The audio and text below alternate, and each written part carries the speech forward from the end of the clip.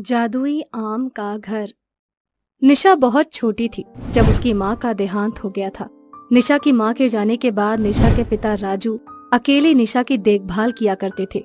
राजू को अकेले निशा की देखभाल करता देख एक दिन निशा की दादी राजू से बोलती है, राजू बेटा, हमारी निशा अभी बहुत छोटी है, उसे माँ का प्यार चाहिए, उसे एक माँ की जरूरत है।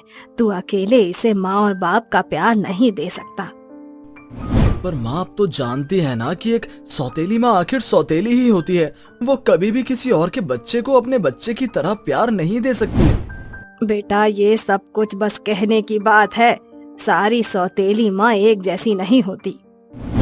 ठीक है माँ, अगर आप इतना बोल रही हैं तो मैं दूसरी शादी करने के लिए तैयार हूँ।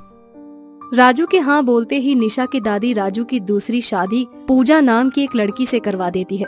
पूजा राजू के घर में आकर राजू की और उसकी माँ के साथ ही निशा की भी बहुत अच्छे से देखभाल करती है। वो निशा को अपने बच्चे से भी ज्यादा बढ़कर मानती है। देखते ही देखते निशा बड़ी हो जाती है और स्कूल जाने लगती है। ऐसे ही एक दिन निशा की दादी की तबीयत खराब हो जाती है और उनकी मृत्यु हो जाती है।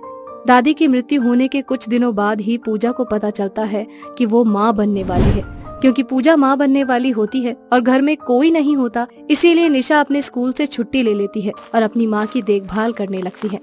क्या बेटा, तुमने मेरे लिए स्कूल से छुट्टी ले ली, अब बताओ तुम्हारी पढ़ाई का कितना नुकसान होगा। माँ, इस समय आपके साथ भी तो किसी का होना जरूरी है ना, और वैसे भी 1 महीने बाद तो मेरी स्कूल की छुट्टियाँ ही पड़ने वाली हैं। अगर मैंने कुछ दिन पहले छुट्टी ले ली तो क्या हुआ? देखना आप, जब मेरा भाई या बहन होगा तो मैं उसे बहुत प्यार करूंगी, और जब वो स्कूल जाने लायक हो जाएगा तब मैं उसे अपने साथ स्कूल लेकर जाया करूंगी। पर निशा बेटा, जब तक तुम्हारा होने वाला भाई या बहन स्कूल जाने के लायक होंगे, तुम्हारी पढ़ाई पूरी हो जाएगी। इस तरह से बात करके पूजा और निशा हंसने लगते हैं।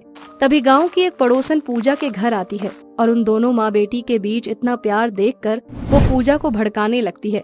देखते ही देखते कुछ महीनों में पूजा की अपनी औलाद हो जाती है, तो वहीं दूसरी ओर उसकी पड़ोसन उसे भड़काने लगती है और लोगों के भड़काऊ में आकर पूजा निशा से नफरत करने लगती है और उससे घर का सारा काम करवाने लगती है। ऐसे ही एक दिन तो फिर से मेरे बेटे को खिलाने के लिए बैठ गई। तुझे मैंने कितनी बार बोला है कि तू पहले घर का सारा काम करेगी और जब काम खत्म हो जाएगा तब आकर मुझसे दूसरा काम पूछेगी, ना कि मेरे बच्चे को हाथ लगाएगी। तेरी हिम्मत कैसे हुई मेरे बच्चे को हाथ लगाने की? माँ, आपको क्या हो गया? आप पहले तो ऐसे नहीं थे। पहले आप मुझसे कितना प्यार करती थी, पर जब से अजय हुआ है तब से आप मुझसे नफरत करने लगी हैं। आपने मेरे स्कूल की पढ़ाई भी छुड़वा दी। सारा दिन आप मुझसे बस काम ही करवाती हो। अब तू मुझसे जबान लड़ाएगी? अब तेरी सजा ये है कि तू नल का पानी नहीं बल्कि कुएं का पानी भर के लाएगी। जा और जाकर कुएं से पानी लेकर आ। अपनी माँ की बातें सुनकर निशा रोते हुए कुएं पर जाती है। तभी रास्ते में उसे एक नीरज नाम का समोसे वाला लड़का मिल जाता है जो निशा से बोलता है, मुझे तुमसे एक बात कहनी थी, अगर तुम बुरा ना मानो तो। हाँ बोलो। वो मैं यहाँ पर खड़े होकर समोसे बेचता हूँ, इस बीच मुझे समय नहीं मिलता कि मैं पानी भरकर ला सकूं। तुम रोज यहाँ से पानी लेकर जाती हो, अगर थोड़ा पानी तुम मुझे देकर चली जाओगी तो बदले में मैं तुम्हें अपने समोसे या फिर कुछ पैसे दे दिया करूँगा।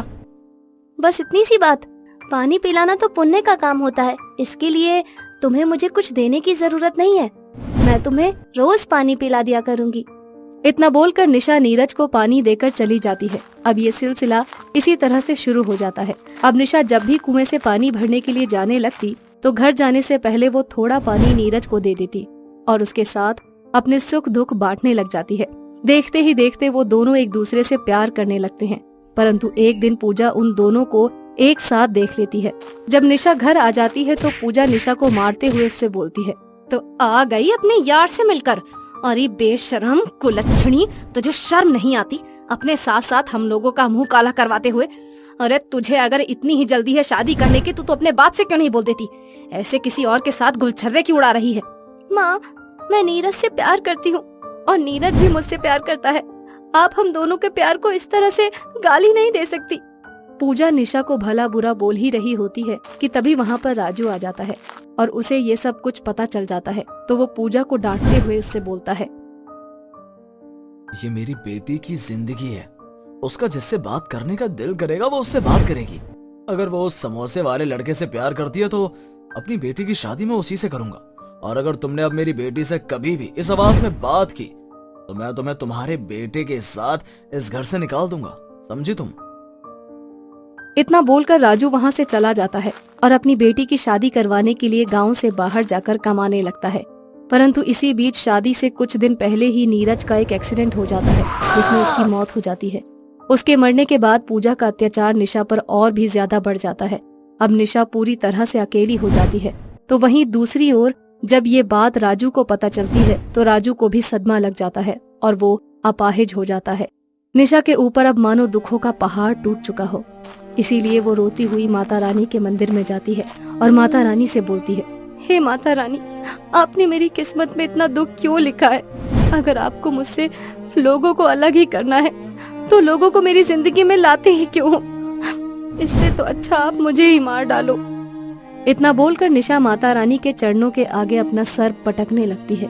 तभी माता रानी प्रकट होती हैं और निशा से बोलती हैं, निशा, ये आम की गुठली तुम मंदिर के बाहर लगा देना।